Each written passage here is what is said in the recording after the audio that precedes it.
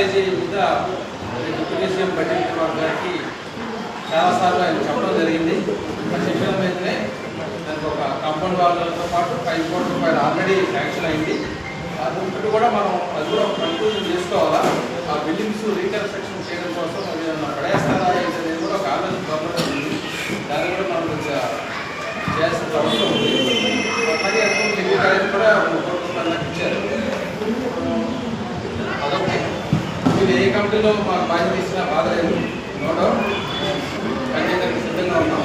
ఇందాక రామారావు గారు చెప్పినట్టు కాలేజీకి ఎలక్షన్స్ ఉంటేనే మంచి లీడర్స్ వస్తారు. దాని ఉదాహరణ రాజశేఖర రెడ్డి గారు, చంద్రబాబు నాయుడు.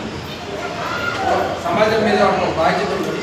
అట్లాగే నలుగురి కూడా కింద స్థాయి నుంచి కూడా విద్యార్థి రాజకీయ నాయకులుగా ఎదిగి ఈరోజు ఇంటిగ్రేటెడ్ స్కూల్స్ కోసం ఆయన విజయం చేసిందే విధంగా అందరూ కూడా ప్రతి ఒక్క విద్యార్థి ఈ గవర్నమెంట్ కాలేజీలో చదువుకోవాలనే ఆలోచనతో స్కీమ్ తీసుకురావడం జరిగింది.